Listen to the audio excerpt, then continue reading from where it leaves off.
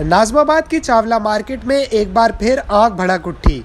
इस बार न सिर्फ आग के शोले बल्कि वक्फे वक्फे से धमाकों की आवाज़ें भी बुलंद होती रहीं। आतिशबाजी के बाइस 50 दुकानें और ठेले जलकर खाक हो गए। गरीब मेहनत कशों को करोड़ों रुपए का नुकसान हुआ और उम्र भर की कमाई शोलों की नज़र हो गई। इत्तला मिलते ही पुलिस और रेंजर्स की नफरी मौके पर पहुंची, जबकि फायर ब्रिगेड की गाड़ियों ने आग बुझाने की कोशिशें शुरू कर दी। ताहम आतिशबाजी पर काबू पाते ही कई दुकानों और ठेलों का नामो निशान मिट गया।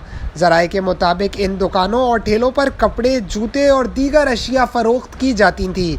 इससे पहले अक्टूबर 2021 में भी यहां आग लगी थी और शोलों ने देखते ही देखते कई दुकानों को लपेट में ले लिया था। उस वक्त फायर ब्रिगेड की 6 गाड़ियों ने आग पर काबू पाया था।